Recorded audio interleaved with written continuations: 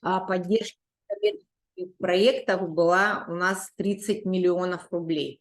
Сейчас и гранты главы 120 миллионов, и гранты президента 10 миллиардов только фонд президентских грантов, еще есть президентский фонд культурных инициатив, есть грантооператоры олигархии, мы их называем, благотворительный фонд Елены Геннадии Тимченко, благотворительный фонд Владимира Потанина и так далее. Но меня радует, что мы с вами сегодня собрались по причине нашего социально активного бизнеса.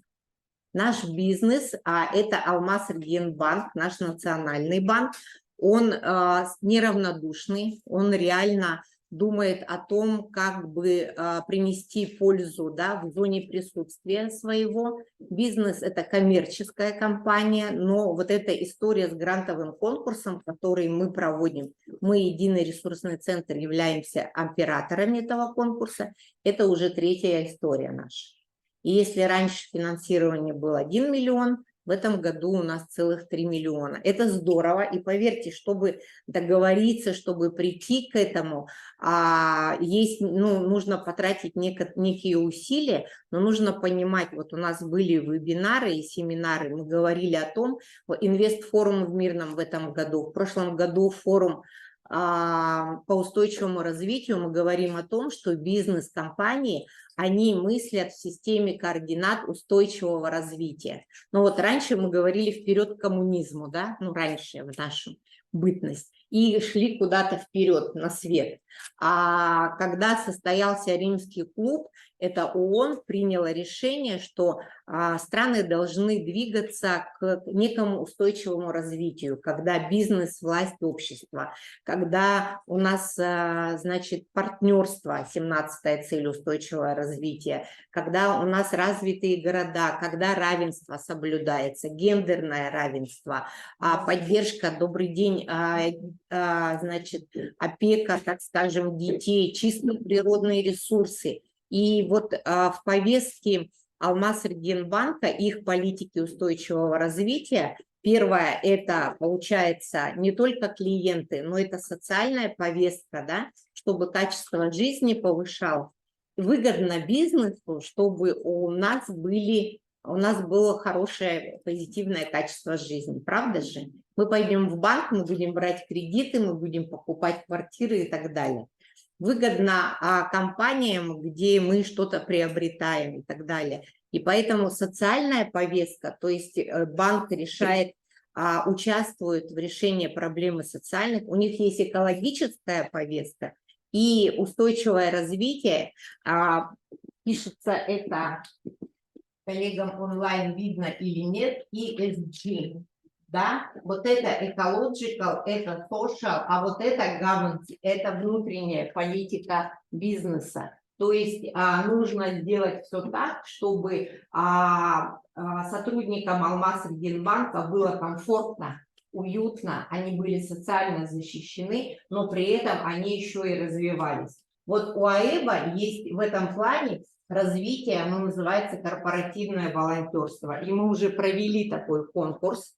Он прошел, конкурс для корпоративных волонтеров, 9 проектов победило, проекты удивительные, вплоть до создания сквера у себя под окнами в городе Якутске, бурьяном там все заросло, значит, гаражи и так далее, но люди настолько неравнодушны, я не хочу смотреть на эту историю из окна, я буду менять мир, дайте мне грант, да, и вот этому человеку дают грант, он привлекает сообщество и начинает менять мир к лучшему. Поэтому вот такая история про бизнес, да, компанию. Можем показать наш слайд.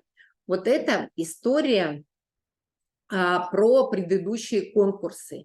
И я специально попросила вот Марию Захарова, наш бессменный руководитель образовательного отдела, да, прошу любить и жаловать. Я попросила ее поставить. Почему?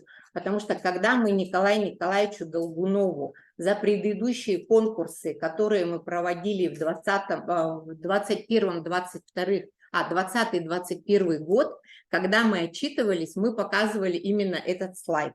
И хочу сказать сразу, для бизнеса очень важно все оцифровывать и просчитывать. Если мы сдаем отчеты по грантам главы президентский фонд культурных инициатив, фонд президентских грантов, то там очень, конечно, важен аналитический отчет наряду с финансовым отчетом, но там очень важно изменение состояния, улучшение. Было плохо, стало лучше, было черное, стало белое, было отрицательно, стало положительным, грубо так. А бизнес любит посчитать вплоть до того, сколько было посажено растений. Они считают, и это кустарники и деревья. В Вилюйске, в Горном, в Тате, Якутске и так далее. Предыдущие конкурсы. Сколько было публикаций в СМИ. Почему это важно? Потому что нужна позитивный, такой белый пиар, я бы сказала, да, для бизнес-компаний о том, что они социально ориентированы, у них есть политика устойчивого развития, и поэтому мы вас тоже, уважаемые участники этого конкурса, в случае победы будем просить о том, чтобы вы делали некую социальную рекламу своему проекту, но всегда говоря, кому говорим спасибо? Донору, да, и в данном случае донор Алмаз-Эрдиенбанк. Также, например, когда мы выигрываем в фонде президентских грантов, там есть один пункт 3.1.18, где мы торжественно клянемся, что когда мы будем делать публикацию, мы обязательно будем указывать, что проект поддержан на средства президента Российской Федерации фондом президентских грантов. То есть формулировка прямо четкая нам дается. Когда мы вот с Антониной Петровной реализовывали проект фонда поддержки детей, находящихся в трудной жизненной ситуации, у них была история о обязательное размещение логотипа. А мы приобретали автомобили для социальных служб, для социально-реабилитационных центров всей республики. Такой большой был грант в свое время, 2009-2011 года. И что нам пришлось в то время придумывать логотипы и размещать. И до сих пор эти уазики, буханки бегают по улицам, когда приезжаешь, приятно, когда тебя встречают на этом уазике, и там размещен логотип. То есть мы приобретали мебель, и здесь наклеечка, компьютер и наклеечка. То есть мы не забываем, да, говорить спасибо нашему донору, это очень важно. Потому что, по идее, мы же понимаем, это не банковская история раздавать деньги. Их история привлекать деньги и наращивать капиталы, да. Они считают, сколько волонтеров, сколько мероприятий. Прямо по головам у нас был охват благополучателей. Вот я прямо, ну, как бы в шутку говорю, но они просили, так, нам конкретно, сколько бабушек перевели через дорогу, сколько услуг психологических провели, сколько было массажей для детей с инвалидностью, сколько занятий ипотерапии было для детей, значит, которые приходят в благотворительный фонд, там, Харысхал и так далее. То есть, посмотрите, это всего 2 миллиона рублей. И эффект, я считаю, вот этих конкурсов, они не капиталоемкие, эти гранты, но зато у нас очень мощный эффект, больше 20 тысяч.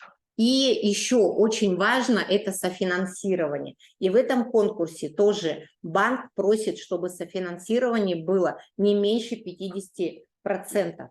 Почему? Потому что деньги идут к деньгам. И очень сложно вот сейчас на 100 тысяч что-то реализовать глобальное, да, и изменить мир к лучшему. Вот мы только можем сделать кусочек какого-то, часть своей деятельности, да, реализовать проект, но при этом банк должен и хочет видеть о том, что вы состоятельны, у вас есть другие ресурсы, и вы не опираетесь только на этот грант.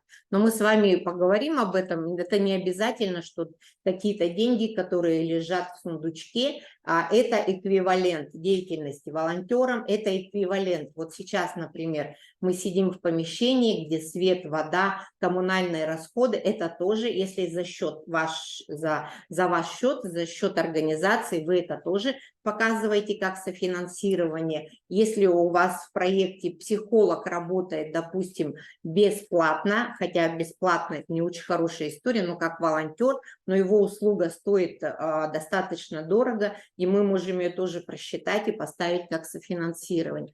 Да? Ну и созданы общественные объекты.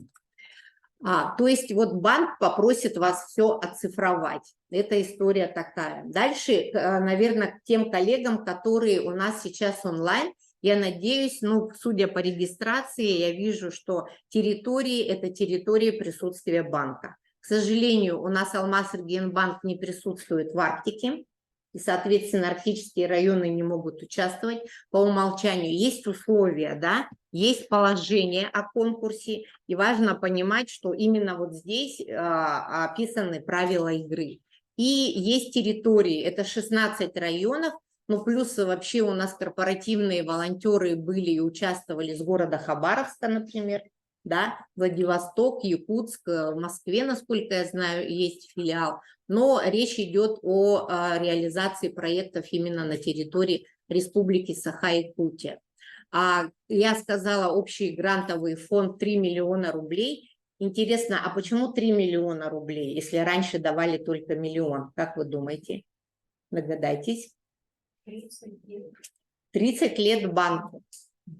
Гуляет банк, заказывает музыку и говорит, что в этом году будет не миллион, а целых 3 миллиона рублей. Да? И у банка день рождения 6 декабря.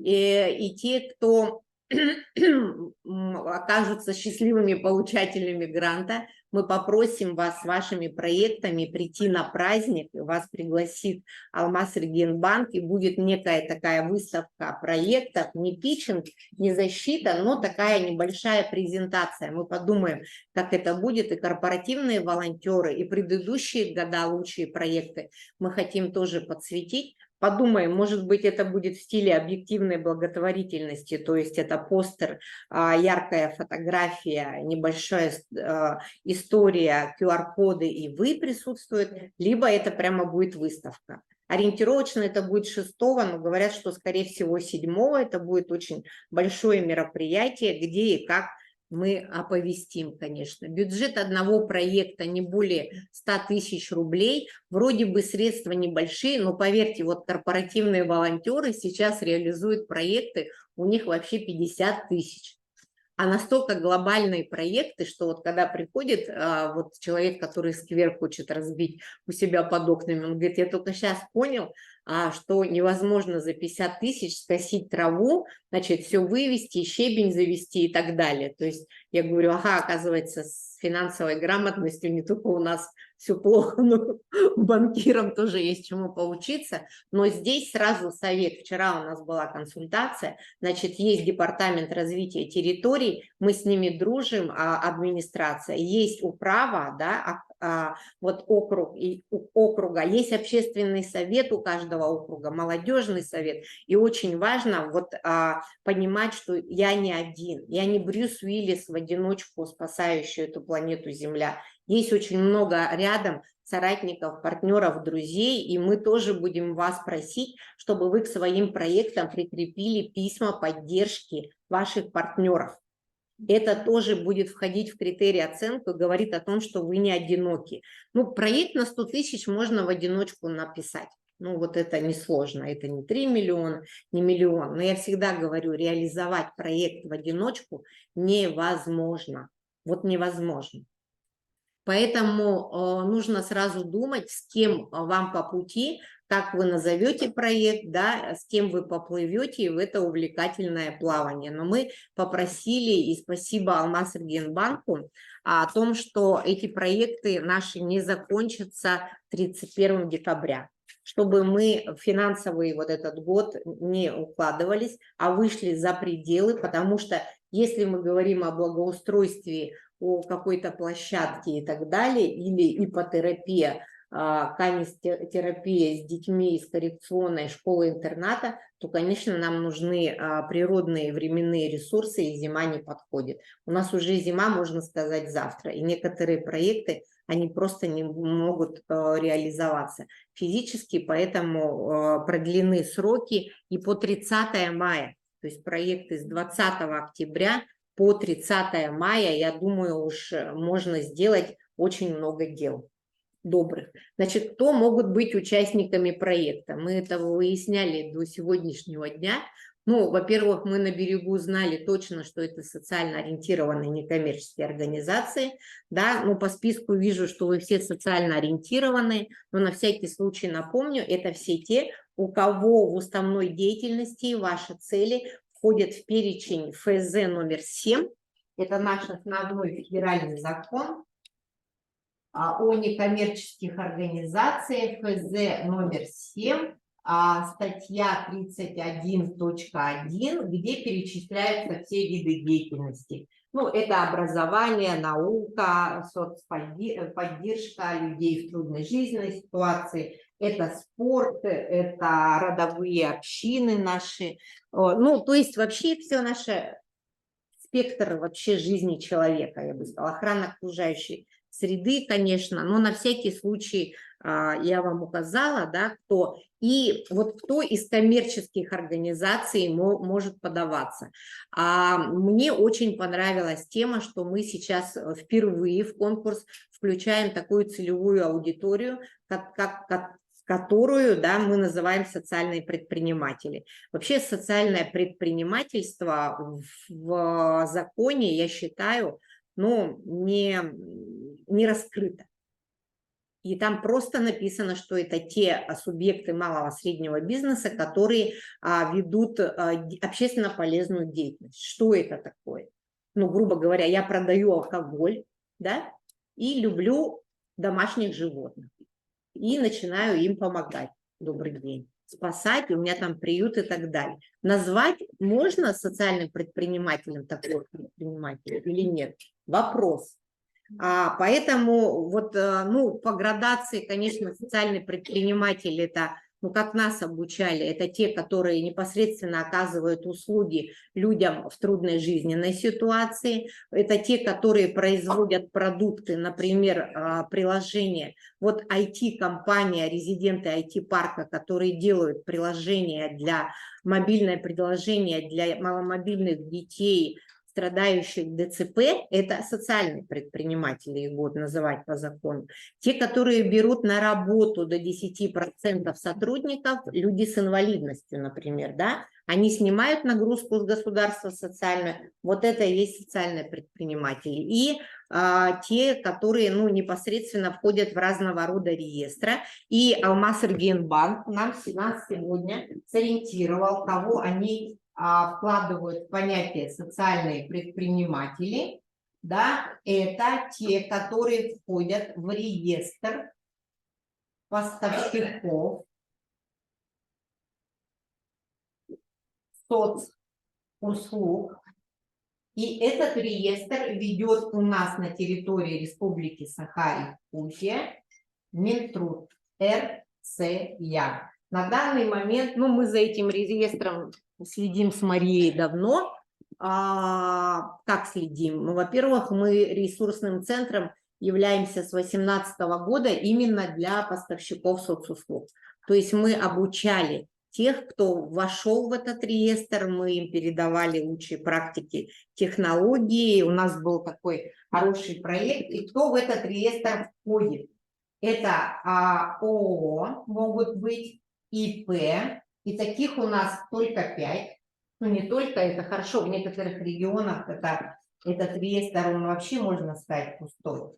И НКО, и их тоже у нас 5. Значит, кто это? Это частные пансионаты для престарелых и людей с инвалидностью. Ну, кого я знаю? ИП «Готовцы», да, мы знаем. Это пансионаты и реабилитационные центры для людей в кризисной ситуации без определенного места жительства. И они во время ковида, между прочим, спасали наш город. Этих людей спасали, чтобы они не остались на улице. Их не принимали учреждения Минтруда, нету справок и так далее. А вот учреждения частные взяли на себя эту миссию. Да? Это социально-реабилитационный центр, пример. Общественная организация «Алмаз», реабилитационный центр для наркозависимых. У них есть здесь стационар, они оказывают услуги социально-психологические, медицинские, у них есть психотерапевтические услуги и трудотерапия в Кобяйском области. Вот такая интересная медико-социально-психологическая трудовая реабилитация наркозависимых. Да? Был в плане даже один частный детский дом, но это не состоялось, но в основном это стационарные услуги, и, соответственно, они могут принять участие в этом конкурсе и выиграть грант. Или полустационарные услуги. Мы знаем некоммерческие организации, которые оказывают также психологические услуги семьям с детьми с ОВЗ и с инвалидностью. То есть вот такая история. Вот кого банк хочет поддержать. И мы говорим о том, что, конечно, банк может кредитовать и кредитует субъектов малого среднего бизнеса, но мы уже давно лоббируем тему, что мы, НКО, тоже можем подлежать кредитованию. Но пока в Республике Саха-Якутия ни один банк не пошел на это. Мы вели переговоры, чтобы общественную организацию «Алмаз» кредитовали. В других регионах это сплошь и рядом. Мы, к сожалению, пока не доказали. Очень сложно идет. То есть это говорит о том, что есть миф, что НКО – это какой-то НЛО, это волонтеры, им не нужен хлеб, им не нужно масло, они просто вот ходят в Чип и Дейл и спасают мир. Да? Но на самом деле, посмотрите, мы в реестре, мы не только спасатели, мы уже составляем конкуренцию бюджетным, государственным, муниципальным учреждениям, и эта деинституализация началась с 2015 года. Она идет, это необратимый процесс, и мы уже НКО очень часто создаем холдинги. Вот у нас здесь 2 фонда. Да? У нас еще планируем коммерческую организацию, потому что мы понимаем, что очень сложно выйти на самоокупаемость, тем более оказывая очень многие услуги бесплатно, но при этом мы не говорим о том, что мы не учимся бизнесу, маркетингу и так далее. Мы тоже создаем продукты, например, вот мы разработали, единый ресурсный центр, мы разработали игру 10 шагов по проектированию. Как-нибудь мы с вами поиграем, и самое главное, нам надо начать суметь ее правильно продать. Мы же не умеем это делать, мы умеем создавать, мы разработали, мы ее запатентовали, между прочим, да. И эта игра исключительно была, если рассчитана для молодежи, но в нее играет и старый млад, это про то, как за 10 шагов разработать шикарный проект. И как раз Николай Николаевич Долгунов, которому я подарила эту игру, он сказал, сколько стоит и где вы ее продаете. Потом была выставка, форум, тоже к нам подошел зампредседателя правительства и говорит, в каком издании, Бичи или в другом вы это продаете. И я стою и думаю, конечно, это надо продавать.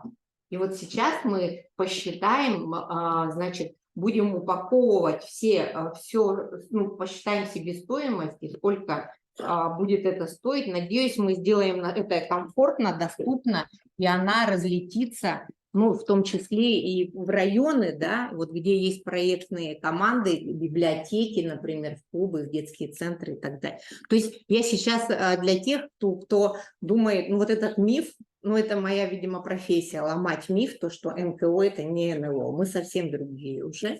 Да, вот реестр, он есть, можете себя посмотреть, вы там еще или нет. Недобросовестных поставщиков, конечно, могут исключить, но у нас такой практики, это частное, так скажем, это было в частном порядке, всего несколько случаев.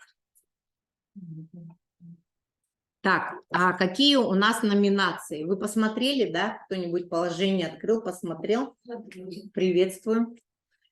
Молодцы, вот кто-то смотрел, кто-то не смотрел. Вот смотрите, дело в том, что я советую все-таки открыть и почитать положение. Почему? Потому что выбрать для себя номинацию. Первое, вот почему не могут другие предприниматели участвовать в этом конкурсе? Да потому что, например, в уставе ООО просто нет этих целей, и они не вошли в реестр.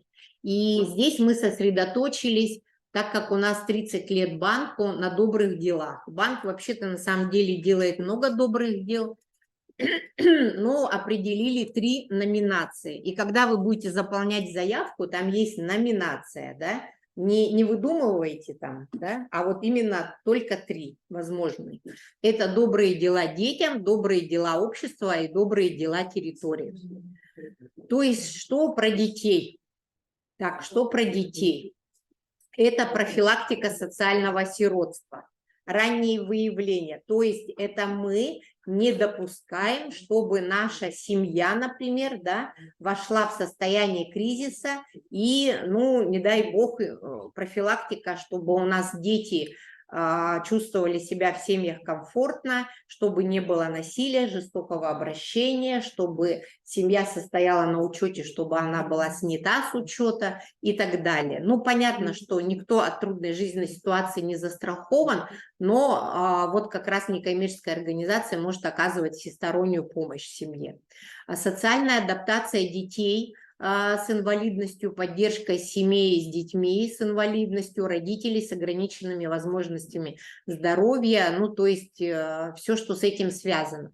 Социальная адаптация, социализация детей-сирот, детей, оставшихся без попечения родителей. У нас очень хорошая история партнерства с банком. В 2018 году мы открывали наставнический центр, в который приходили выпускники детских домов республики, которые приезжали на поступление.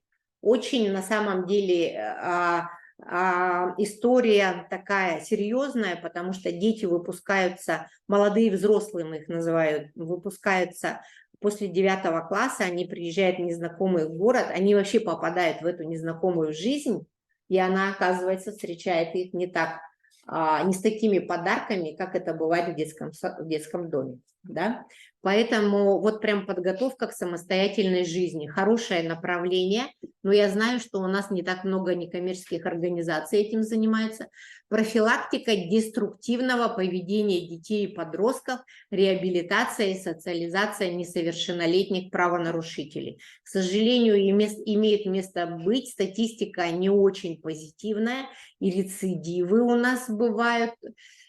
Город Якутский и некоторые районы просто вот славятся этим, поэтому нужно снимать нагрузку.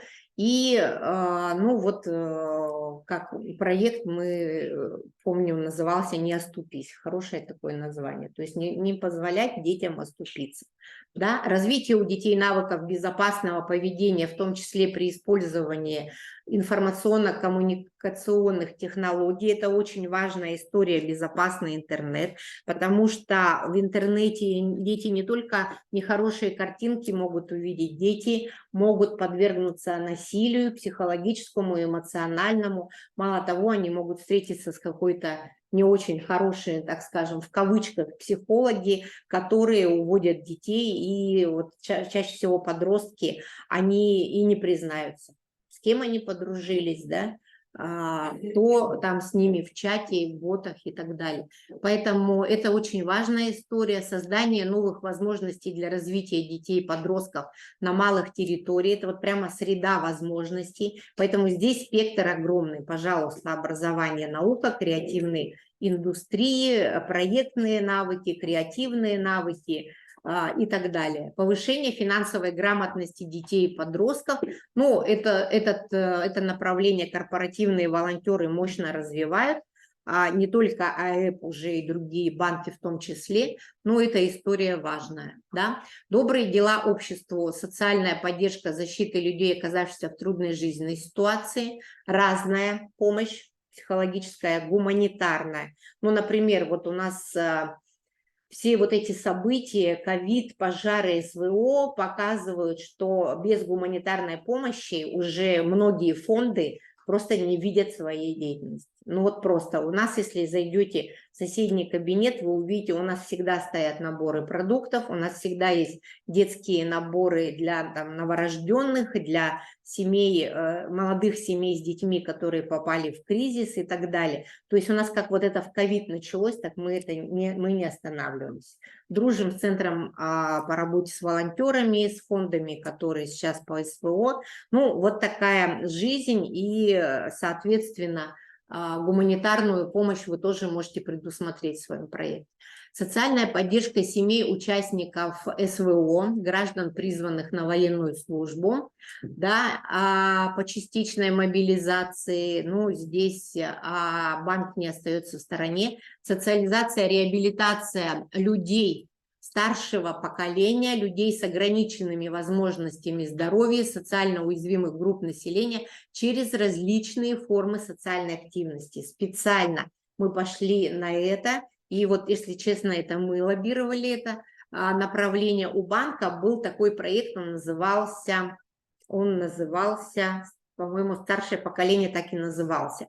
Они очень большую и серьезную помощь оказывают ветеранам банка, то есть сотрудникам. И это очень хорошо сопровождать, да, своих. Но и, конечно, людей в возрасте, так скажем.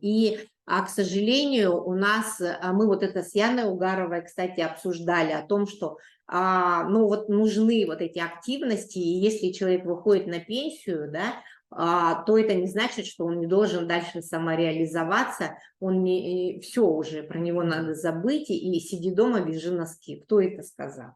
Да, но это не тот подход, и очень мощный ресурс на самом деле у старшего поколения, который мы в своих проектах некоммерческих организаций не используем. Особенно в работе с детьми, в работе с трудными подростками и так далее. Очень большой спектр и очень много ресурсов, которые мы можем и должны, мне кажется, развивать и предлагать нашему старшему поколению. Поддержка, пропаганда практик здорового образа жизни, правильного питания и сбережения здоровья. Ну вот. А те, у кого пенсия впереди, за облачными медалями, нам нужно сохранить здоровье в таком состоянии, чтобы работать до последнего дня, я бы так сказала. Вот. Поэтому мы сберегаем свое здоровье. Ну и устойчивое развитие – это про территории. Есть цели устойчивого развития, говорила города, да, и так далее, но очень важно, когда на одной территории живут и развиваются сообщества, дружественные друг к другу, и при этом, значит, мы видим вокруг комфортную среду. Вот у нас была стажировка, мы стажировочной площадкой стали, у нас сколько, больше 20 человек с Челябинской области приехало к нам летом, да, ну, во время форума сообщества, и мы повезли их в район, горный район, да, показать, как там развиваются некоммерческие организации, ТОСы и так далее. Вот они сказали, настолько комфортно, вот этот дизайн-код, вот эти малые архитектурные формы и ТОСы, да, там уже, по-моему, 9 ТОСов, насколько я знаю, территориально-общественное самоуправление, которые соревнуются между собой, улица с улицей, у кого краше и так далее. И что нам по территории? Значит, на чем мы сосредотачиваемся? Это содействие деятельности, направленной на охрану восстановления объектов территорий, имеющих историческое, культовое и культурное значение. Памятник мы с вами не построим за 100 тысяч, но прибрать территорию мы можем. Вот у нас сотрудник был, он в Росмолодежи выиграл грант и проехал по Заречью, фотографировал все памятники, посвященные Великой Отечественной войне, и сделал выставку. И вы знаете, мы прямо специально хотели, чтобы эту посмотрели главы и население вот этих районов. Это заброшенные, поросшие травой. О чем мы говорим? О каком патриотизме, если мы у себя мимо проходим, да, и не можем подкрасить, подлатать, посадить деревья и так далее, ну, отдать честь, как бы, да. А если это культурное, культовое значение, тоже то же самое. А наша идентичность, развитие, если мы привлекаем еще в наши проекты молодежь, то здесь идет вот такое кросс-культурное и ну, межпоколенческий проект можно делать интересный.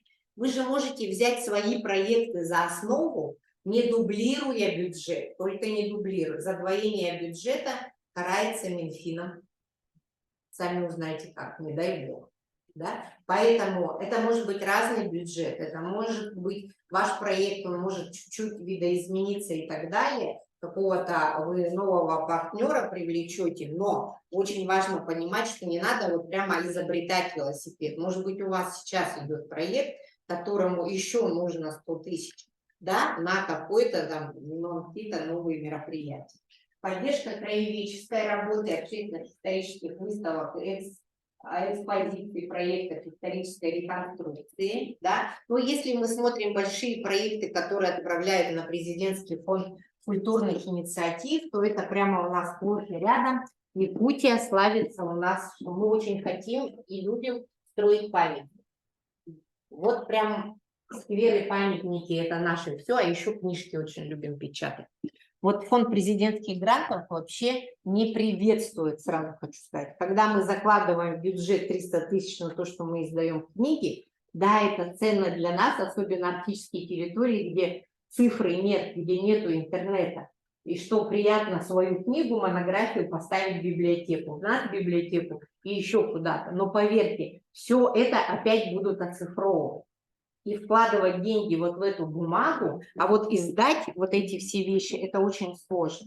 Поэтому 300 раз подумайте, напечатание, издание вам деньги, конечно, дадут, но вообще даже в других конкурсах все меньше и меньше надо к этому, ну, от этого отказываться. То есть здорово, когда мы собрали исторический материал, но издать его можно, не знаю, 10 экземпляров, все остальное в цифре. Благоустройство детских спортивных площадок, общественных пространств, дворовых территорий. Но есть над чем работать, да? У нас есть над чем работать. И развитие добрососедских отношений. Вот кто может назвать себя добрым соседом? Мы добрые соседи. Знаем, как зовут соседи. Мы проводим день варенья. Добрый день. Вчера я около дома, там прошли 26, между первым и вторым подъездами, там вообще посажены цветы, море, вообще шикарные рестораны. Очень хорошо выглядеть. Ну вот когда у нас соревнования начали, да. Мы видели примеры. Ну, и у нас есть территории, Вилюйский район тоже, я хочу сказать. Там вот у кого круче палисадник, например. И мне так нравится эта история. Горный, да, вот один дизайн-код, но при этом тоже интересные подходы к тому, чтобы... ну и ТОС, это же объединение людей, это не просто... красивую, я люблю горный там, или я люблю Бердигистя, но это же еще очень много всего для того, чтобы мы объединялись, были неравнодушны и так далее. Вот город Якутск, пример, пока не зарегистрировалась, надеюсь, зарегистрируется организация Совет старост 203-го микрорайона. Вот просто неравнодушные Наталья Луковцева. И мы очень рады, что она сейчас в выборах победила и в Гордуму вошла. Потому что это инициативный, неравнодушный гражданин. Там не было моста, появился мост. Там не было спортивной площадки, она появилась. Да? Там сейчас я позвонила и сказала, я поддержу тебя на выборах при условии, что мы начнем с ГАИ, вот эту объявим ГИБДД, войну тем, кто ночью вот у нас там дрифтует. У нас такие экстремалы, которые не дают нам отдыхать. Да? Да, то есть вот тоже, и если мы не объединимся, то мы будем все страдать в одиночку, да, в то время, когда можно все это порешать. Поэтому это про неравнодушие и про добрососедство. Это важно. Ну и ковид, пожары, СВО, вообще все то, что сейчас на геополитическом мире нам без объединения никак. Ну, сейчас вот скучные слайды пойдут, это про заявку, поэтому вот честно... Сильно сосредотачиваться на заявке я бы не стала, вы все грамотные люди. Что поставить? В электронном виде вы ее заполняете, понятно, что это будет история в Word, потом заполните, благополучно переведете в PDF, отправите на почту Алмаз-Эрденбанка. Дальше мы будем обрабатывать ваши заявки, мы будем по первичным признакам и администрировать всю заявочную историю. И дальше мы все это передадим уважаемым экспертам. Эксперты внешние, да, эксперты есть как из банка, так и представители власти общества. Так что, ну, поверьте, все будет честно, прозрачно. Мы за этим будем следить. Мы за этим будем следить. Вот. Дальше. Что, ну, вообще, если честно, вся заявка, кто у нас здесь хронический посетитель наших проектных мастерских, уже знает, не первый раз мы говорим о том, с чего начинаем. Во-первых, давайте, что такое проект? Что такое проект? Ну, для понимания. Потому что мы должны отправить проект. Заявка – это проект, который положен на бумагу в форме, которую вам предлагает грантооператор. А проект – Это не бизнес-план, это не государственная программа Республики Саха-Якутия. Это нечто такое, с чем мы идем на конкурс. Что такое проект? Кто помнит? Идея, наверное. Ну да, он, конечно, от идеи. Проект – это идея. Миссия? Нет. Ну, миссия бывает и невыполнима, да? Поэтому миссия – это то, к чему мы стремимся. Это вот туда, это свет в конце тоннеля. Что входит в проект? Задача.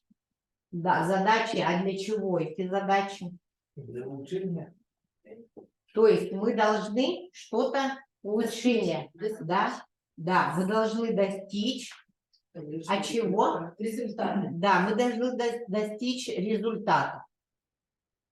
Но чтобы понять, что это нужно улучшать, некую субстанцию, она была у нас не очень хорошая, ее нужно улучшить, нужно понять. Инструменты.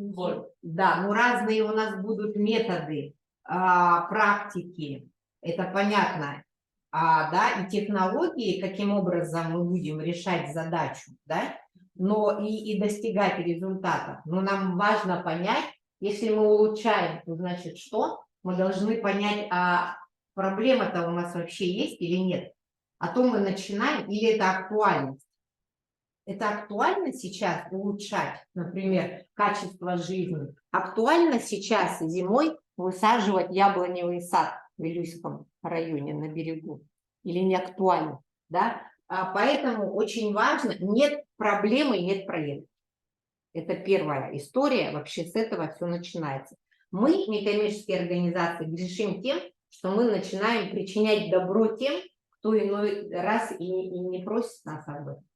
Поэтому очень важно понять, что действительно проблема есть, это актуально, когда у нас есть идея, да, но все-таки она должна опираться на некую актуальность для того, чтобы мы ставим цели, определяем задачи, а методы и практики мы закладываем куда?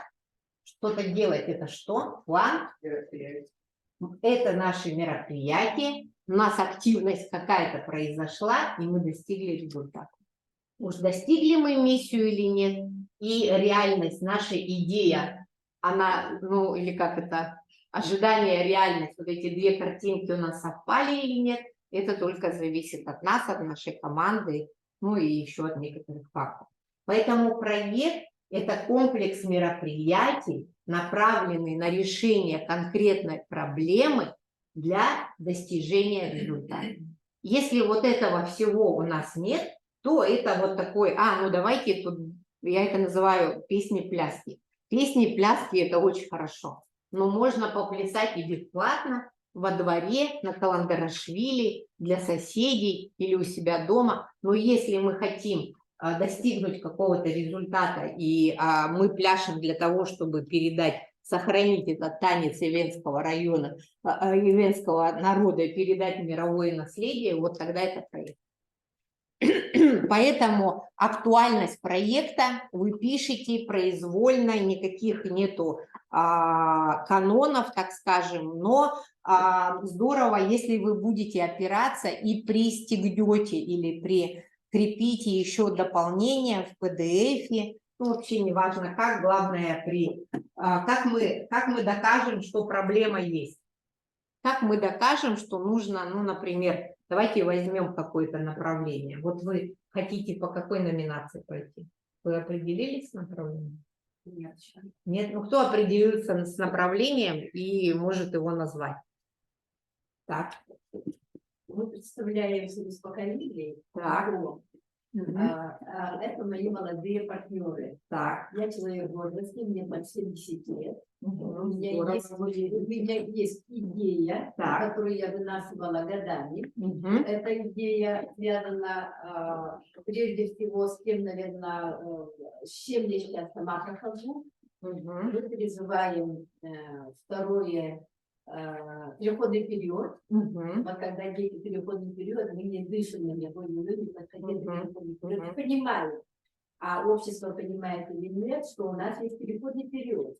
И этот переходный период, он не розовый, когда вот там наверху у тебя все, это вот стремись туда, там прекрасно, там все хорошо розово. Так. Наш переходный период, к сожалению, мы знаем, чем кончается. Поэтому, особенно тогда, когда уходят с работы, когда при таком чудовищном разрыве молодежи и старшего поколения, очень большой разрыв сейчас идет, мы друг друга не понимаем. Они чирикают на своем языке, а мы их не понимаем. А мы начинаем говорить, а вот наше время-то они готовили, мы опять. Ага. Поэтому получается социальное вот сиротство, наверное, в этом нашем положении, оно применимо или нет? Вообще вот по самому определению нашего положения. Но мы считаем, что есть немножко есть там факторы и социальное сиротство у нас. То, что мы приходим в магазин, нас никто не понимает. Мы приходим куда-то, нас никто не понимает. А если еще с детьми какая-то идет, какой-то разрыв, это пиши пропало иногда. Поэтому у нас есть идея, и я нашла, то есть мы друг друга нашли. Вот это две молодые, интересные девушки, они о себе тоже рассказывают сейчас, наверное. А мы не боимся.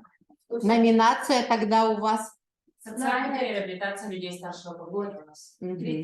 Ну вот, спасибо. Я просто у нас время сжато, с удовольствием послушаю. Мы можем с вами, вот, например, на консультацию вы запишетесь, ну, дополнительно, да, и мы проводим консультацию, укажем телефон, вы можете записаться, и мы можем отдельно поговорить по проекту. Мы в правильном направлении идем, не в правильном, и когда вы на 100% заявочку заполните, вы можете нам отправить, мы ее проверим.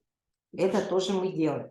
Вот, вы очень правильно и здорово структурировали проблематику. Вот о чем вы сейчас рассказали, вы это и можете написать в актуальности.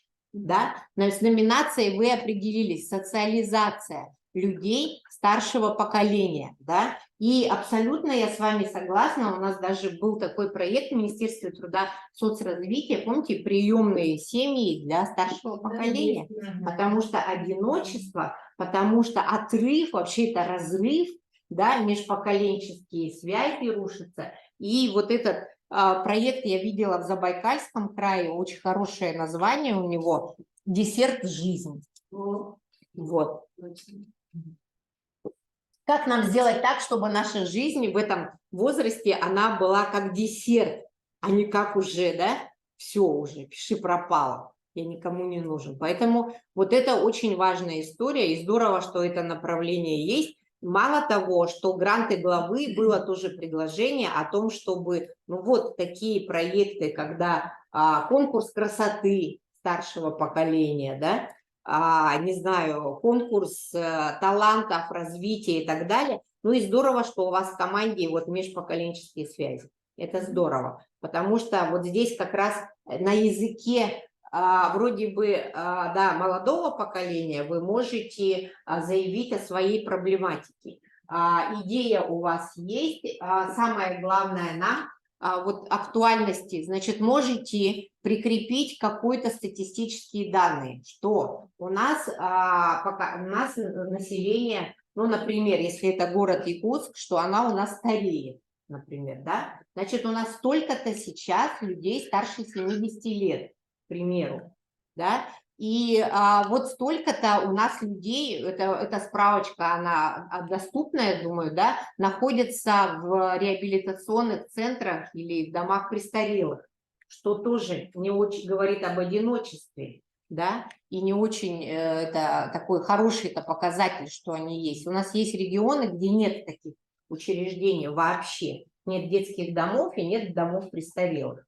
И мы понимаем, что это такое, потому что делали независимую оценку, не один год опрос делали среди клиентов таких учреждений. И, конечно, это не очень веселая история, но вот жизнь, она такая. И как сделать жизнь, вот как улучшить эти условия? И для того, чтобы вот эту мы актуальность поставили, после актуальности мы определяем, что вот есть проблема, ну, грубо говоря, ну, давайте вот просто проблема одиночества старшего поколения. Ну, вот грубо, да, мы должны поставить перед собой что? и написать цель. Сколько целей должно быть в проекте? Сколько? Вот для нас одна будет цель. Да вообще одна, ну так кого там на 100 тысяч 4 цели? Государственная программа Республики Саха-Якутия, то там 3 цели, по-моему, да? А там на 3 года еще вся эта история. Поэтому мы ставим перед собой цель, мы определяем микроцели, задачи, а задачек сколько может быть? Минимум 3. Знаешь, мне кажется, много может быть. Вот много задач мы с вами не решим. Многозадачность – это не очень хорошая история. Вот смотрите, если у нас цель социализация людей старшего возраста, максимум 3, 4, 5 задач. Если вы будете писать 6, 7, 8 задач, то эксперт вам поставит низкую оценку за вашу логическую связанность проекта. Вот лично я, как руководитель проекта, вижу только одну задачу. Ну, с одной задачей будет сложно. Вот цель, она более глобальна, ее можно поставить одну. Иногда в цели, да, может несколько составляющих, то есть сами задачи скрыты. Например, цель мы ставим проект по подготовке к самостоятельной жизни выпускников детских домов. Цель звучит так: содействие в социализации, социальной реабилитации и профориентации выпускников детских домов. Задачи: делаем что-то на социализацию, делаем что-то на реабилитацию, делаем что-то на профориентацию. Все. Значит, Составляешь. Сама подсказывает, сколько задач. В некоторых проектах, мало того, в некоторых проектах название может быть цель. Да. Иногда, да, вот пример я привожу, у нас был проект «Мир детства без насилия». Понятно, да? Целевая группа понятна? Кстати, очень важно нам еще на берегу определить целевую группу.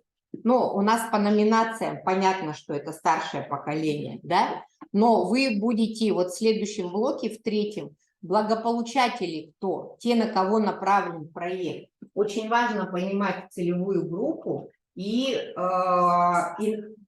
иногда вот цель может быть названием. А еще очень важно, когда у нас несколько целевых групп, допустим, создание среды для развития детей, такая номинация есть, да? Тогда у нас в целевую группу входит в проекте, например, дети школьного возраста, микрорайона, ну, например, Тулагина, а дальше целевая группа родителей, потому что без родителей мы такую среду создаем, тогда надо детей изолировать от родителей. Но нет, мы же среду создаем. У нас будет целевая группа дети, у нас будет целевая группа родители, и давайте еще возьмем целевую группу учителя, которые они очень долго не занимались воспитательной функцией, и они уже вот эти технологии объединения детей и родителей вообще не знают. Им надо повысить профессиональный уровень. И тогда в задачках очень хорошо. Одна задача будет на то, что учим детей играть. Задача родителей: обратите внимание на детей, отвлекитесь от своих забот, гаджетов, проведите вместе. Да, мы обучаем родителей, какие-то лектории, мы говорим об ответственном родительстве, мы говорим о профилактике насилия и так далее. И мы что-то делаем с учителями, мы повышаем их профессиональные компетенции о том, как наконец соединить-то детей и родителей, вместе в поход сходить. Это целое дело. Заняться, стать капитаном, например, пойти с семьей, бросить все свои дела, как считают взрослые, уделить ребенку времени и начать заниматься вместе каким-то хобби. Да? Вот такая история в проекте тоже может быть. И это называется логика проекта. Поэтому иногда читаешь проекты, прямо, ну вот вода, водичка льется, льется, льется, сути нет вообще, но она все льется. И тут духовно-нравственное, тут нравственно-духовное, а тут еще какой-нибудь, еще духовный ресурс. И все об одном и том же, с кем, кому, чего непонятно. Поэтому старайтесь, чтобы ваши цели, ваши задачи была территория, где, точно где, потому что если мы говорим, спасаем детей от родителей, где? На планете Земля, в республике Саха-Якутия, в городе Якутске, в Бердигистяхе, тоже очень важно, да? И целевые группы. То есть цель, она по смарту создается. Она у нас конечна, ее можно измерить, у нее есть некие сроки и так далее. Задачи. Вот определили мы цели, задачи, мы расписали целевые группы. И как будет правильно сказать, вот целевую группу, например, иногда пишут просто дети. Я всегда говорю, пожалуйста, конкретизируйте. Дети от 0 до 17, дети школьного возраста. Какого возраста? Можно написать дети школьного возраста от 7 до 15 лет. Все, точка. Да? Родители пишут, просто родители. Родители, которые стоят на остановке, ждет автобуса. Или родители детей, которые принимают участие в проекте. Совсем другая история.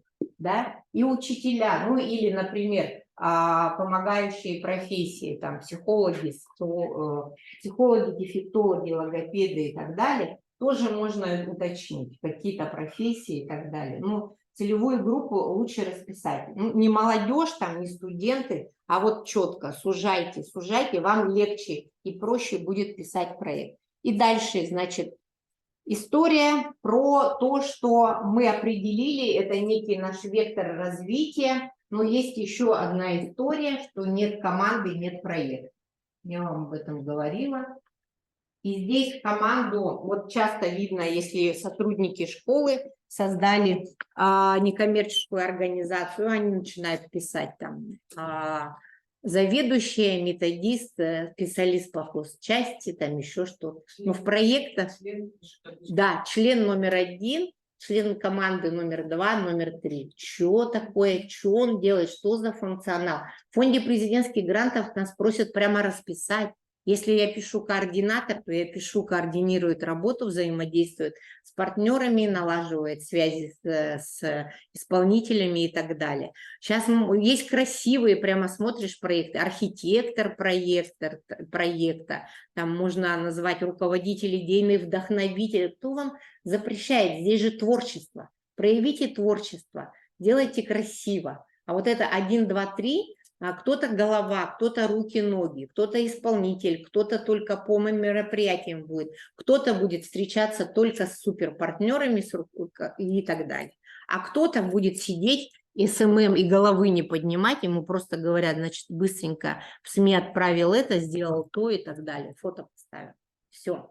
Поэтому члены команды, их не должно быть много, но все-таки в качестве кого... волонтеров мы здесь тоже можем прописывать вот в этом проекте, потому что волонтерское движение у нас поддерживается и приветствуется.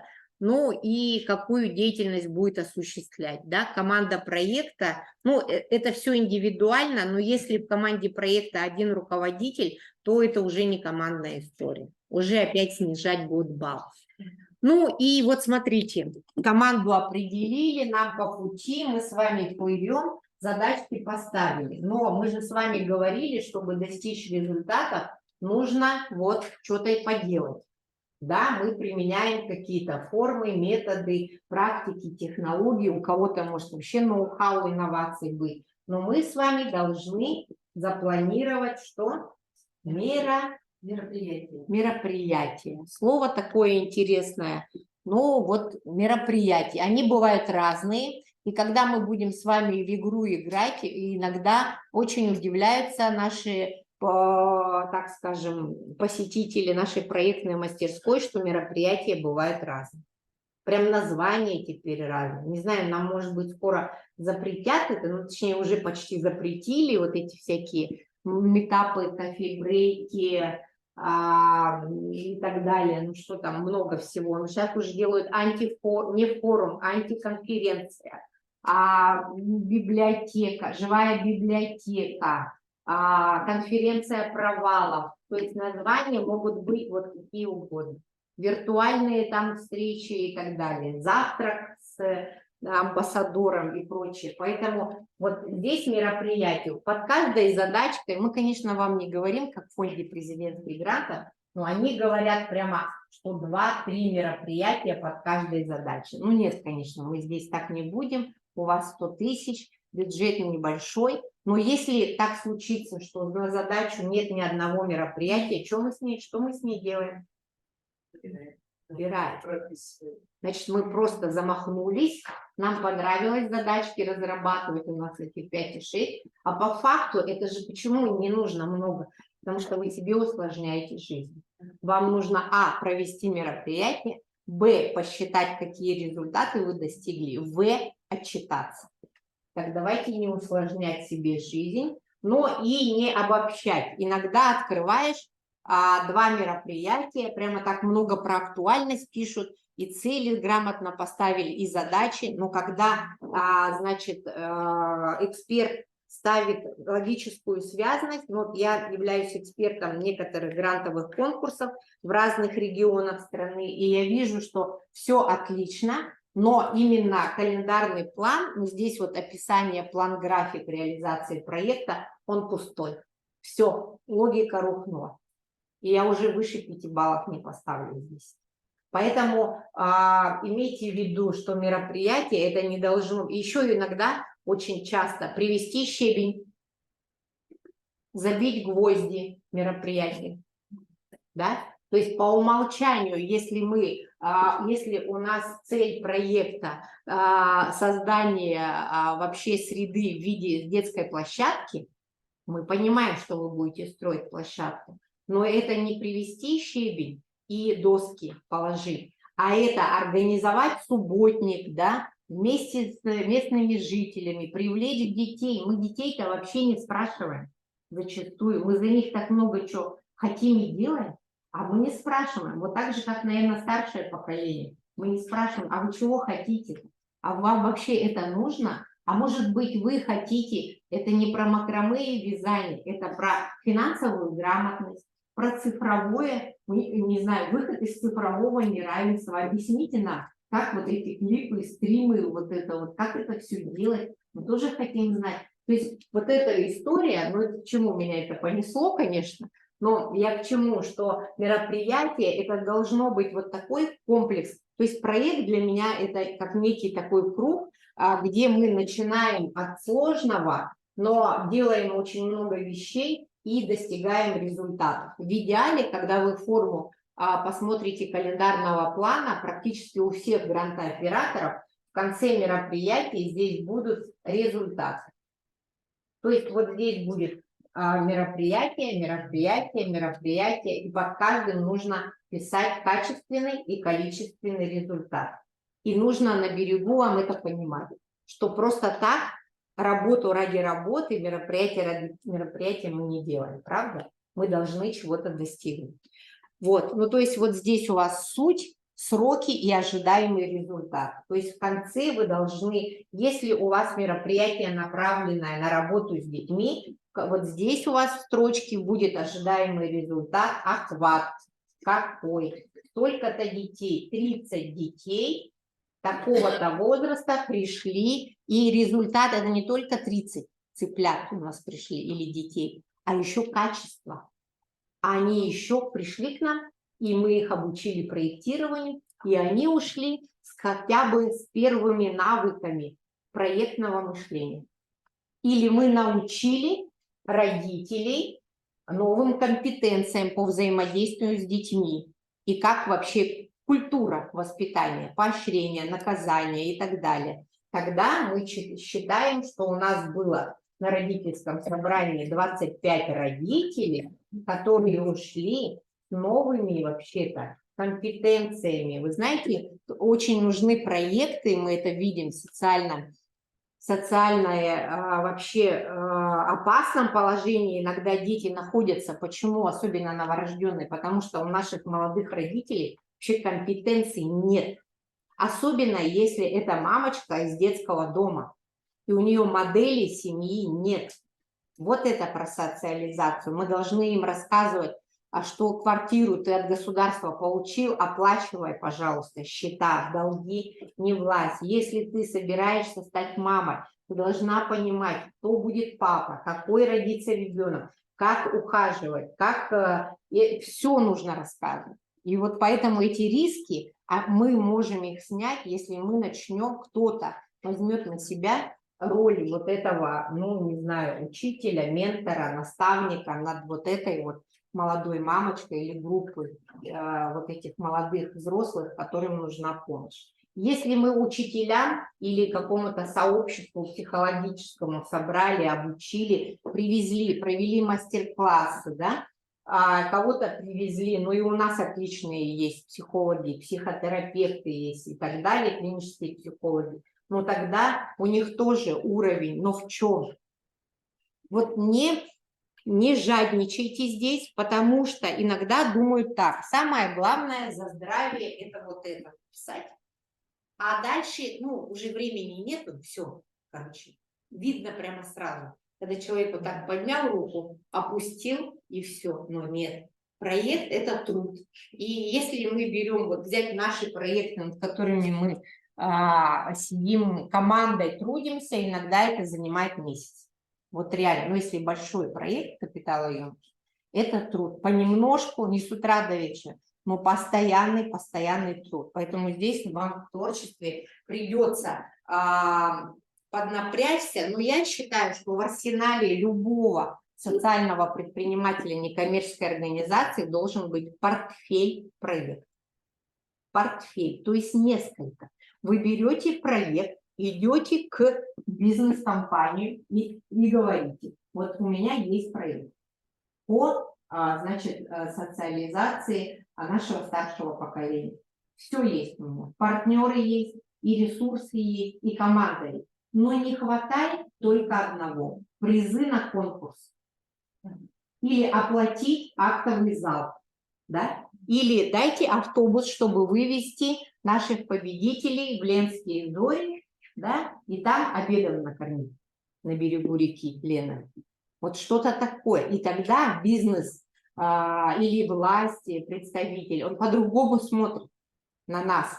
Когда мы пишем вот эти под копирку письма счастья, ну, грубо говоря, подайте Христа ради, это одна история. А вот у меня есть проект, есть бюджет, есть бизнес-план. Ну, как бизнес-план, все рассчитано. Это доказательство того, что вам очень сложно отказать. Вот, поэтому это инструмент. Проект – это очень мощный инструмент для развития вашей организации. Постарайтесь. Вдруг не выиграете, пойдете на другой конкурс, уже почти готово. Ну, у некоторых из вас в арсенале, я знаю, тут есть несколько портфелей проектов. Дальше, как будет происходить информирование целевых групп, СМИ и так далее. Здесь обязательное условие, что, конечно, нам надо будет каким-то образом в СМИ заходить, свои СММ, менеджеры, ну, то есть, смотрите, если у вас некоммерческая организация, поднимите руки, у кого есть в Телеграме страничка. Не личная, а организация есть. Вот это важно. Потому что Иван Иванович Иванов – это одна история любви, НКО «Колокольчик» – это другая. И вот у НКО «Колокольчик» должно быть тот же предприниматель, у которого, или тот, к кому вы приходите, дайте мне партнерскую поддержку, он заглянет в Инстаграм. Ой, Инстаграм уже даже вслух нельзя. Вырежите, пожалуйста. Нельзя уже, даже когда даешь интервью, вот эти вещи, те, которые у нас запрещены, их уже не, мы в них можем публиковать, но это не будут читать эксперты. И здесь вы не докажете. Вы докажете о том, что вы есть, это только Телеграм, это ВКонтакте, Одноклассники и это сайт. Если нет сайта, ну, во-первых, его сейчас делать просто, но с другой стороны вы можете у кого-то свой баннер повесить. Ну, то есть некоммерческая организация, и вы вешаете свой баннер, свой логотип, туда кликаешь, и какая-то информашка о вас выкатывается и открывается. Но также у нас есть на нашем портале карта гражданских инициатив, и вы можете свои проекты прикрепить на нашу карту. Вот пополните ее, и даже и вы ссылочку прикрепляете, грантооператор видит, ага, ваш проект, по крайней мере, есть на карте. Мы ее тоже будем сейчас усовершенствовать. Дальше вы прописываете риски. Для некоторых это будет новая история, но бизнес всегда просчитывает риски. Всегда. Он не только про возможности, но и про то, а вдруг завтра, не дай бог, ковид, пожары или еще что-то. Тогда вы должны прописать риски, которые глобальные, форс-мажорные, да? Ну, грубо говоря, скамейку не поставлю, потому что лето так и не наступило, да, ледник не растаял. Или же какие-то внешние причины. Но кроме того, риски, и вы можете их прописать, увеличение бюджета и расходов. Каждый второй, кого мы сейчас консультируем и кто уже реализует свои проекты, сейчас говорят о том, что они не укладываются в бюджет. Поэтому либо чуть выше закладывайте, да, бюджет, если приобретение, ну и в риске это тоже, что сейчас мощная инфляция, да, дальше какое-то оборудование может вообще санкции, подвергнуться санкциям, и вот это все нужно на берегу просчитать и описать. Ну и самая главная история, зачем мы это все начинали, если у нас не будет результата. И результаты мы обычно описываем четко. Если у нас целевая группа была дети, то мы должны четко знать, вот если мы прописывали, что дети такого-то возраста, в результате мы, например, видим, что у нас 100 детей, родителей, детей, например, я не знаю, кангаласы, да, родителей обычно 100 не будет, точно. Хорошо бы, если 30 пришли. Ну и учителей и того меньше, например, только 5. Но нужно понимать, это на берегу. И важно не писать, что у вас 1000 будет детей. Зачем? Ну это просто и не достигнете, и с ума сойдете.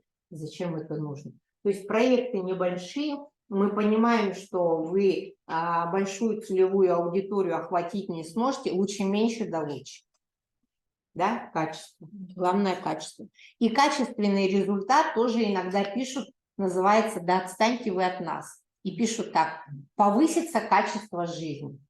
У кого, где, в какой такой стране живем, что вдруг оно повысится. Если вы такие слова написали, ну тогда поясните, в чем. Комфортная среда, да, а люди старшего поколения стали чувствовать себя защищенными, нужными, самореализуются, да, а молодые самоопределяются. Те, которые были в трудной жизненной ситуации, у них, по крайней мере, есть вектор развития в том, чтобы выйти из кризиса, встать на путь, ну, не знаю, светлый, добрый и так далее. Ну, постараться описать, и это, конечно, тоже, я всегда называю, что мы фантазеры. Мы сидим такие на берегу, вот сложно нам было в программе «Семья для ребенка» доказать, что 100 женщин у нас излечатся от алкоголизма в результате нашего проекта. Очень сложно. То есть мы говорим, что социальный эффект в некоторых проектах, он отложен. Ну и что дальше? То есть дальше вы проект развиваете, и вы можете сказать, что вы будете с этим проектом участвовать в других конкурсах, привлекать партнеров, развивать, расширять целевую аудиторию. И в приложениях мы просим прикрепить, что ваши партнерские вещи и, наверное, о том, что вы можете прикрепить свои проекты, я бы советовала. Потому что есть у нас такой критерий, ваши проекты. Ну, хотя бы там на А4, раз, два, три проекта у нас за 3 года и так далее. Потому что критерий такой есть. Ну, когда есть партнеры, это очень хорошо. Дальше история про бюджет, то есть вам дают возможность и на оплату услуг, и командировочные, и административные, и оборудование, расходные материалы, оплата услуг сторонних организаций и типографские расходы. На все это можете просить, но не забываем про собственный вклад, да, 50%. 100 тысяч на 50. Да, есть собственный вклад, здесь ну, партнеров и собственный, да. Ну вот, например, здесь вы запрашиваете 100, 50 как минимум у вас должно быть. Значит, 150 на гонорары вы просите. Не забывайте налоги, потому что сейчас поставите, да, там 20 тысяч минус все налоги, чего у нас получится? Мало. Поэтому, ну, вот, смотрите, или самозанятого приглашаем. Не забываем, да, что самозанятый не может у нас работать 3 месяца. Не забываем. Самозанятый – это тот, кого вы однократно взяли, договор с ним заключили, еще и спецификацию прикрепили. Грубо говоря, приходит ко мне Ваня Петров и лампочки прикручивают. Все, завтра он уже не приходит. Поэтому, когда есть ошибка, это риски налоговая приходит сразу к тем, кто берет на работу к себе людей как самозанятых, а в итоге их эксплуатируют очень долго. Дальше нужно расписать детализированно. Если это люди, бухгалтеру оплачиваете сумма, количество месяцев, запрашиваемая сумма, собственный вклад всего. И можете комментарий. Вот здесь бухгалтер вам нужен для того, чтобы рассчитать, сдать отчетность, у нас есть еще налоговая и так далее. Логично попросить на бухгалтера. Да? Но тоже зависит от проекта. Административные на банковские расходы, программное обеспечение, коммунальные расходы, аренда. Тоже можем запросить. Командировочные, транспортные, если поехали, да, и оборудование. И, конечно, лучше там, где комментарии, не лучше, но вы точно должны описать. Вот где оборудование, которое будет стоить, ну, грубо говоря, 190 тысяч, желательно там прикрепить ссылочку, чтобы эксперт зашел и посмотрел, ага, вот этот компьютер нужен, потому что у него программное обеспечение и так далее. Ну, допустим, я купила компьютер и поехала психологический инструментарий туда закачала и поехала в районы, там, на Слега оказывать психологические услуги. Расходные материалы, услуги сторонних организаций, то есть это другие юрлица, которые вам пригодятся, все что угодно может быть, фотографы, видеографы сейчас очень дорогие, да, монтажеры, режиссеры, ну, в зависимости, психологи, в зависимости от того, какой у вас проект, и типографские расходы. И обратите внимание, что, ну, мы говорили о том, что проблематику и актуальность нужно доказать. Ну, хотя бы ссылку на доклад уполномоченного по правам ребенка, да, и вот выдержку о том, что у нас действительно вопиющая ситуация с правонарушением среди несовершеннолетних. Вот нам это нужно доказать, что на этой территории есть проблема, и тогда будет здорово. Если есть соглашение о сотрудничестве, прикрепите и другие документы, прикрепите, хотите, и креативные вы, или вы не можете с собой справиться, прикрепляйте видео, презентации и так далее. Видеосюжеты о вас, которые были по предыдущим, даже тоже можете прикрепить. И самое главное, приложить к заявке вот эти документы. Да? Они тоже, ну, вы можете это все в PDF, можете это все в один файл включить, да, для упрощения. Ну, смотрите, можете разные. Получается, что свидетельство о внесении в ИГРЮ, свидетельство о госрегистрации, действующий устав. И устав не такой, что вы его просто в Word выкатили, а с пометками Минюста. То есть видно, что он прошит был, да, настоящий. И последняя страничка. Вот здесь будет печать Минюста. Это доказательство, что вы, извините, коллеги, настоящий устав прикрепили. Дальше то, что вы руководитель, это приказ, это значит у кого что есть, у кого-то решение учредителя и так далее. Полные банковские реквизиты, понятно, для перечисления средств гранта. Письмо, уведомление, оно есть здесь в приложении. Оно в произвольном виде о том, что вы не в состоянии банкротства, реорганизации, ликвидации, и что у вас нету задолженности по уплате налогов. Потолок 1000 рублей. Не так, как гранты главы, 0 рублей 0 копеек, и мы не знаем, есть там пени или нет. Здесь нам дают вот эту возможность 1000 рублей, но, коллеги, проверьте, пожалуйста, на берегу, да, пусть ваши бухгалтера запросят выписку с налоговой о том, что справку с налоговой о том, что у вас нету задолженностей.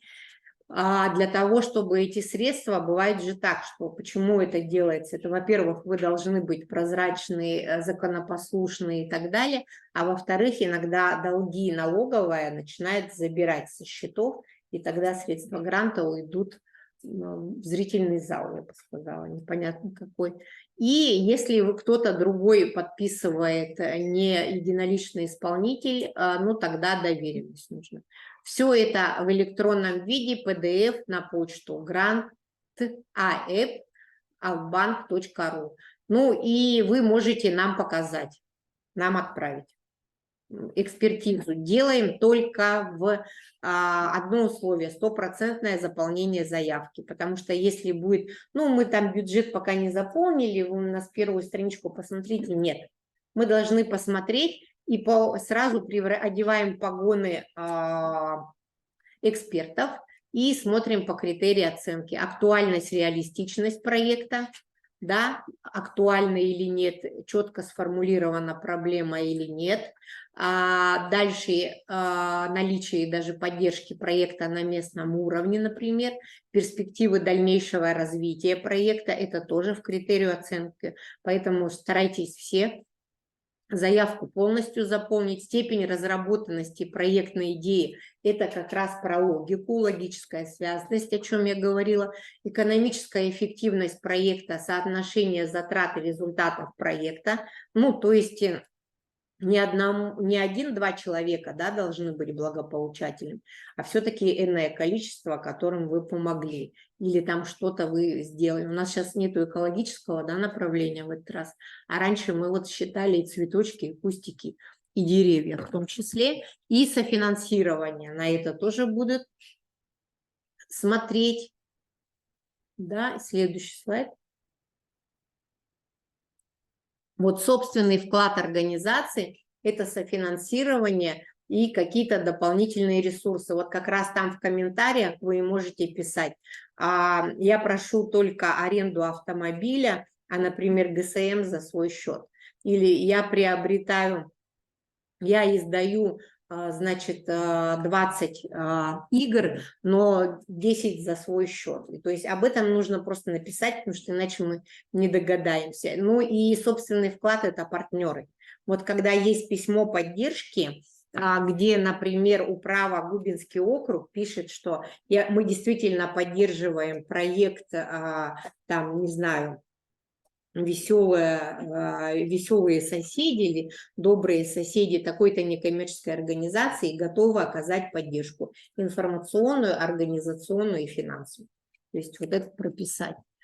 И вот опыт организации мы можем судить только по тому, что вы пристегнете какие-то ваши предыдущие проекты и взаимодействие с другими организациями работающими. Поэтому желательно это как-то подсветить, ну, прикрепить, либо список проектов, либо в презентацию куда-то включить. Ну, я не знаю, от вашего творческого подхода здесь тоже много чего зависит. Ну и на что не дадут деньги точно. Если проекты направлены на поддержку в избирательных кампаниях, ну это все отгремело, и многие этим не занимаются, да, поддержка текущей деятельности организации, то есть видно, что руководитель, юрист, бухгалтер, и что-то там пошли спасать. Ну, вот могут, значит, эксперты решить, что вы просите на текущую деятельность. Коммерческие проекты, где приобретается оборудование, которое пользы никакой не приносит, а потом будет многократно в коммерческих целях использовать.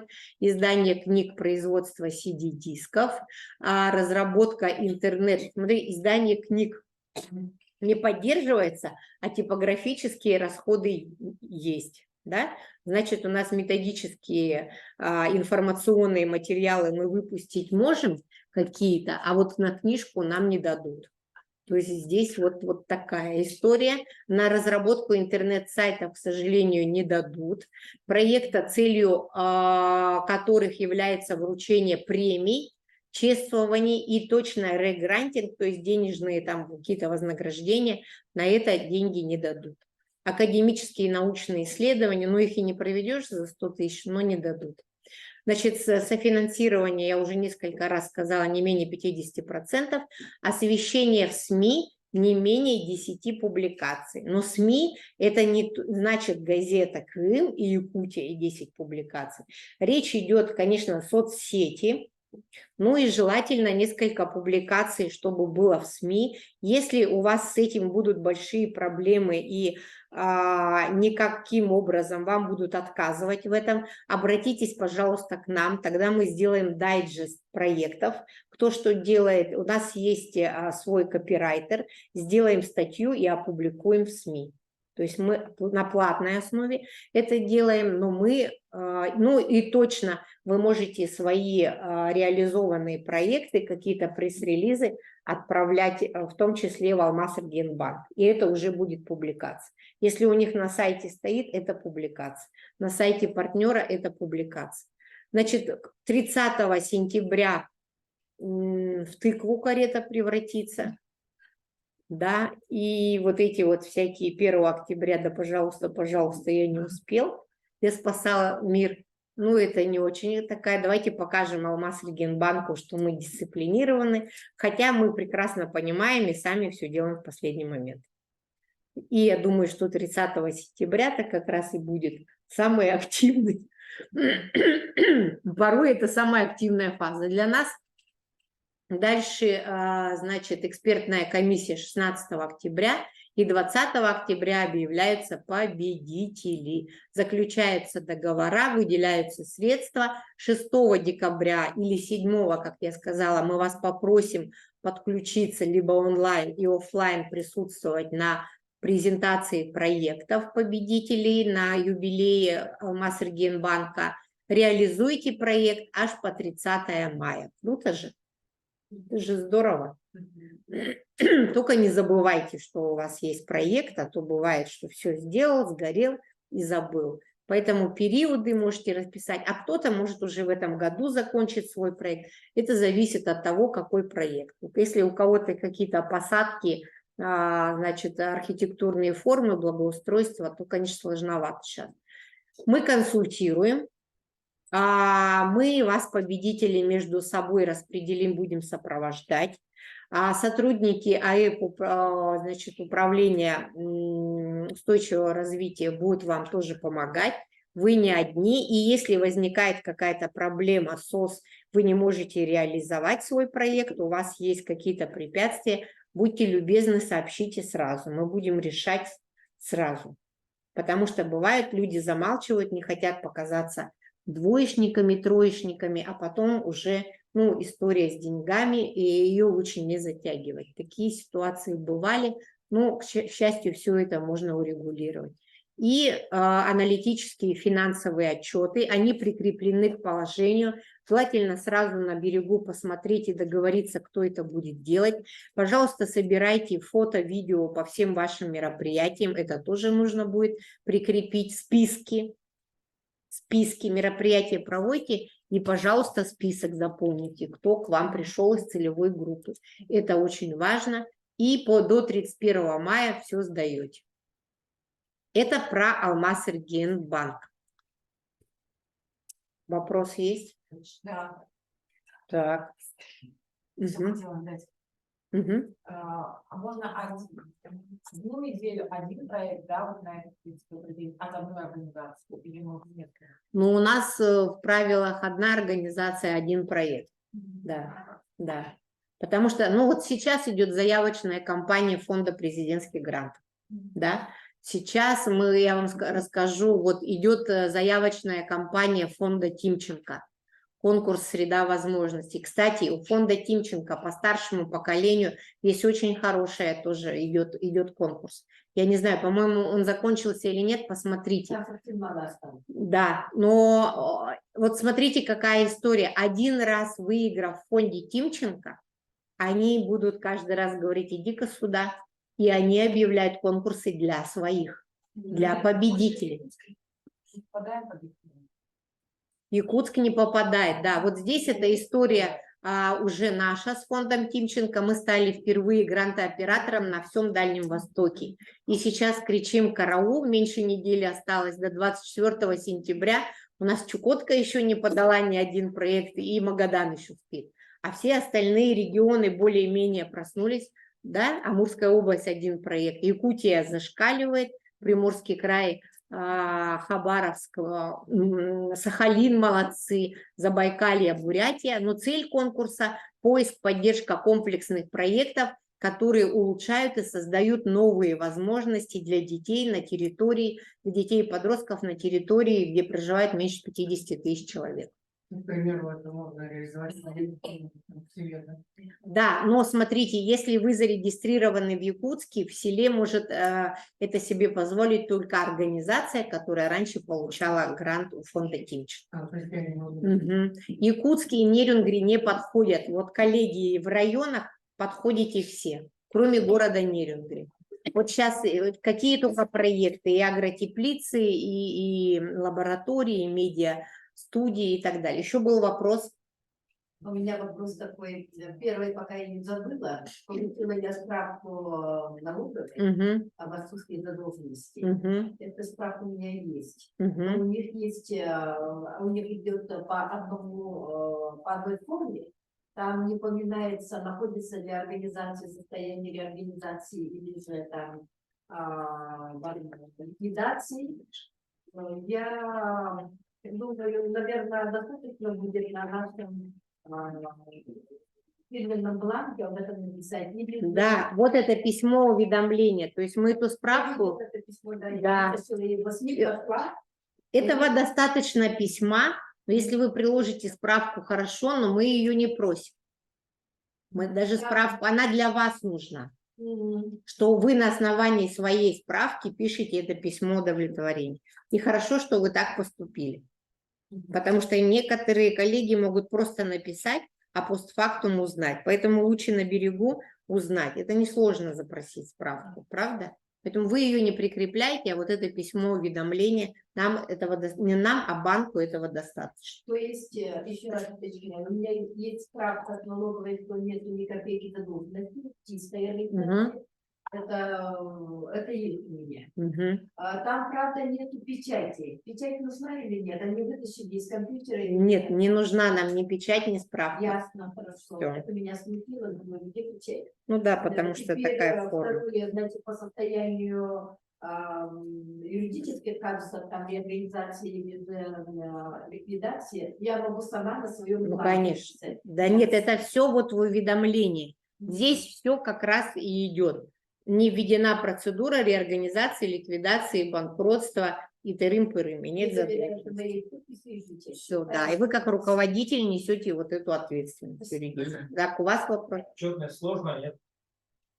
Ну, у нас в положении, мы еще встретимся с вами, с теми, кто победит.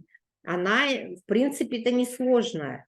Но отчетность, она требует некой зоны ответственности, да?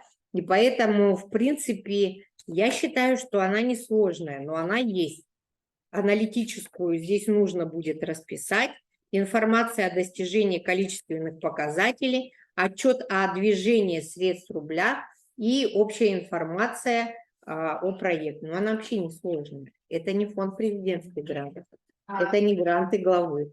Ну, это прям совсем. Нет, у нас промежуточной отчетности нету. Получается, что вот в мае вы сдаете отчет. Но если ваш проект закончился в январе, отчет, пожалуйста, сдайте, не ждите мая. Да? Можете показать его предварительно. Аналитически нам, финансовые вот банкиры будут проверять. Вы в Якутске? Да. Какую, например, территорию вы хотите?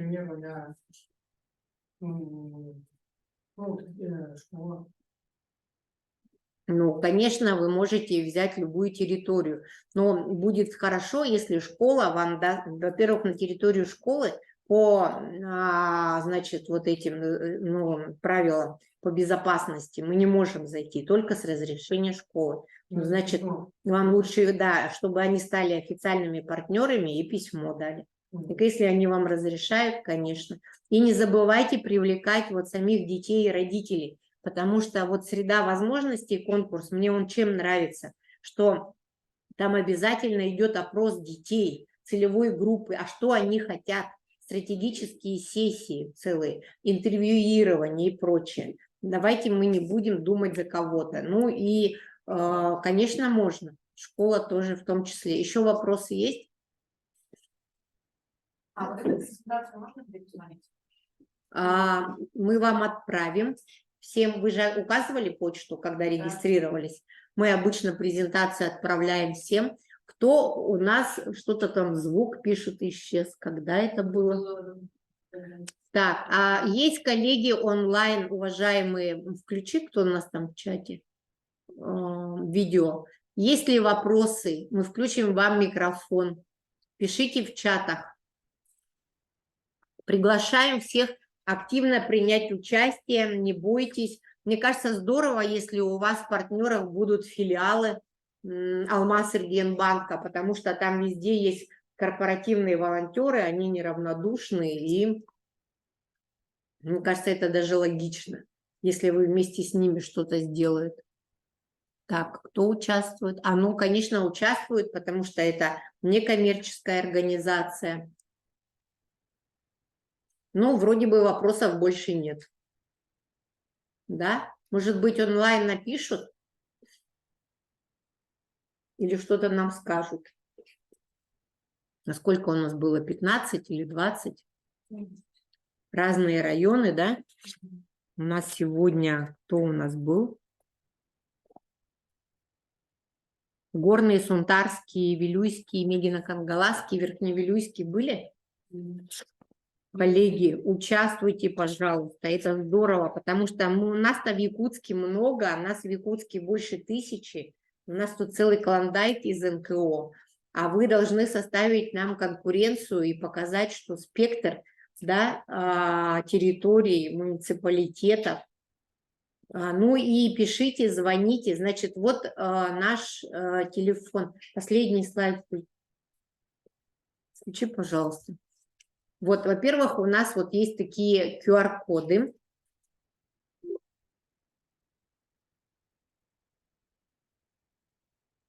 По которым вы можете подключиться в наш телеграм-канал. Он достаточно информативный, где какие конкурсы, что происходит. Когда мы обучение, проектные мастерские делаем и так далее. Наш сайт, который мы постоянно обновляем, сейчас он в стадии обновления, там есть карта гражданских инициатив, там все о конкурсах, положения в том числе и так далее. Вот по этому телефону 701-082 вы можете записаться на консультацию, дозвониться, какие-то вопросы задать. Наш адрес общественный центр Курашова 24 702 703. И вот на эту почту вы отправляете нам на экспертизу. Но, пожалуйста, не в последний день. В последний день мы смотреть, сразу говорю, не будем. За несколько дней было бы здорово, да, отправить, посмотреть. Но если вы уверены, не обязательно, это не обязательная процедура, отправлять на экспертизу. Еще вопросы, коллеги? Присутствующих на консультацию, когда можно записать или через телефон только? Можете сегодня записаться сейчас у Марии прямо или задать вопрос, если есть, чтобы снять, да, чтобы лишний раз не ходить. Но мне кажется, вообще хорошая история. Вообще банкиры молодцы. Надо им сказать спасибо за то, что они неравнодушны, эту историю продолжают. И они сами делают очень много добрых дел. Вот очень много. Вообще просто молодцы. Они сажают и спасают. У них рысь подшефная в зоопарке в нашем. Они финансовой грамотности в детские сады заходят, в школы, старшее поколение обучают. Они сейчас теннисный стол в парке ставят, этот тренажер. Они думают о детях с инвалидностью, они помогают детям с онкологией, они помогают детям, сиротам и так далее. То есть вот когда к ним обращаешься, нужны призы, мы проводим конкурс «Календарь предков», арктические креативные ребята, все. То есть имейте в виду, что особенно в филиалах, да, там на месте вы многие идете на работу и проходите мимо филиала Алмаз-Регенбанка. Знайте, что там, возможно, ваши надежные партнеры находятся. Так, еще вопросы? Вопросов нет. Отлично. Я люблю, когда вопросов нет. Спасибо за полную информацию. Всем спасибо. Отлично. Ура. Запись сделаем и в YouTube повесим, кто не смог увидеть.